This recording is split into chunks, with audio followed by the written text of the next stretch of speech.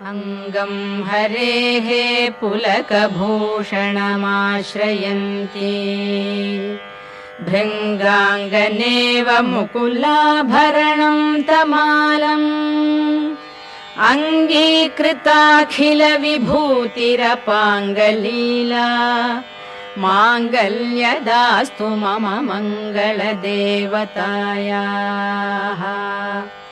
मुग्धा मुहुर्विदधती वदने मुरारेः प्रेमत्रपा प्रणिहितानि गतागतानि मालादृशोर्मधुकरीव महोत्पलेया सा मे श्रियं दिशतु सागरसम्भवायाः।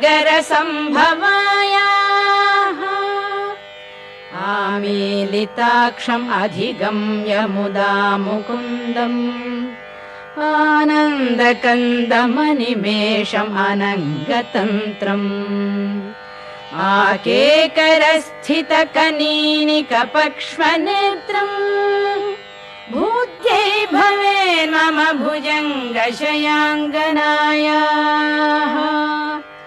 बाह्वन्तरे मधुजितश्रितकौस्तुभेया हारावलीव हरिनीलमयी विभाति कामप्रदा भगवतोऽपि कटाक्षमाला। कल्याणमावहतु मे कमलालयायाः। कालाम्बुदालिललितो रसिकैटभारे धाराधरे स्फुरति या तडिदङ्गनेव मातुः समस्तजगतां महनीयमूर्तिः भद्राणि मे दिशतु भार्गवनन्दनायाः। प्राप्तं पदं प्रथमतः खलु यत्प्रभावात् माङ्गल्यभाजि मधुमाथिनि मन्मथेन मय्यापतेत् तदिह मन्थरमीक्षणार्थम् मन्दालसं च मकरालय कन्यकायाः। विश्वामरेन्द्रपदविभ्रमदानदक्षम् आनन्दहेतुरधिकं मुरविद्विषोऽपि ईशं निषीदतु मयि क्षणमीक्षणार्धम् इन्दीवरोदर सहोदरमिन्दिरायाः। इष्टाविशिष्टमतयोऽपि यया दयार्द्रदृष्ट्या त्रिविष्टपपदं सुलभं लभन्ते दृष्टिः प्रहृष्टकमलोदर दीप्तिरिष्टाम् पुष्टिं कृषिष्ट मम पुष्करविष्टरायाः। दद्याद्दयानुपवनो द्रविणाम्बुधाराम् अस्मिन्न किञ्चन विहङ्गशिशौ विषण्णे दद्याद्दयानुपवनो द्रविणाम्बुधाराम् अस्मिन्न किञ्चन विहङ्गशिशौ विषण्णे दुष्कर्म घर्ममपनीय चिराय दूरम् नारायण प्रणयिनी नयनाम्बुवाहः गीर्देवदेति गरुडध्वज सुन्दरीति शाकम्भरीति शशिशेखर वल्लभेति सृष्टिस्थितिप्रलयकेलिषु संस्थितायै तस्यै नमस्त्रिभुवनैकगुरोस्तरुण्यै श्रुत्यै नमोऽस्तु शुभकर्मफलप्रसूत्यै रत्यै नमोऽस्तु रमणीयगुणार्णवायै शक्त्यै नमोऽस्तु शतपत्रनिकेतनायै पुष्ट्यै नमोऽस्तु पुरुषोत्तमवल्लभायै नमोऽस्तु नालीकनिभाननायै नमोऽस्तु दुग्धोदधिजन्मभूम्यै नमोऽस्तु सोमामृतसोदरायै नमोऽस्तु नारायण वल्लभायै नमोऽस्तु हेमाम्बुजपीठिकायै नमोऽस्तु भूमण्डलनायिकायै नमोऽस्तु देवादिदयापरायै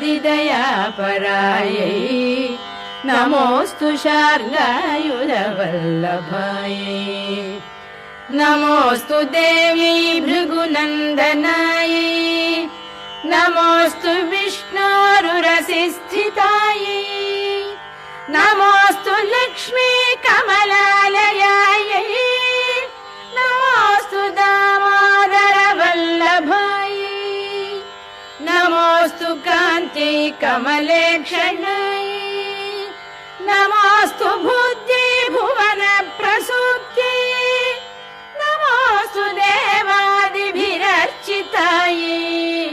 नमोऽस्तु नन्दात्मज वल्लभायै सम्पत्कराणि सकलेन्द्रियनन्दनानि साम्राज्यदानविभवानि सरोरुहाक्षि त्वद्वन्दनानि दुरितोद्धरणोद्यतानि मामेव मातरनिशौ कलयन्तु मान्ये यत्कटाक्षसमुपासनाविधिः सेवकस्य सकलार्थसम्पदः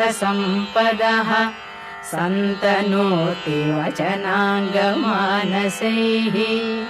त्वां मुरारिहृदयेश्वरीं भजे सरसिजनिलये सरोजहस्ते धवलतमां शुकगन्धमाल्यशोभे भगवति हरिवल्लभे मनोज्ञे त्रिभुवनभूतिकरि प्रसीद मह्यम् भगवति हरिवल्लभे मनोज्ञे त्रिभुवनभूतिकरि प्रसीद मह्यम् दिग्हस्तिभिः कनककुम्भमुखावसृष्टस्वर्वाहिनी विमलचारुजलप्लुताङ्गीम् प्रातर्नमामि जगतां जननीम् अशेषलोकाधिनाथ गृहिणीम् अमृताब्धिपुत्रीम् कमले कमलाक्षवल्लभे त्वं करुणापूरतरङ्गितैरपाङ्गैः अवलोकय माम् अकिञ्चनानां प्रथमं पात्रम् अकृत्रिमं दयायाः स्तुवन्ति ये स्तुतिभिरमूभिरल्वघम् त्रयीमयीं त्रिभुवनमातरं रमाम् गुणाधिक गुरुतर भाग्यभागिनः भवन्ति ते भुवि बुधा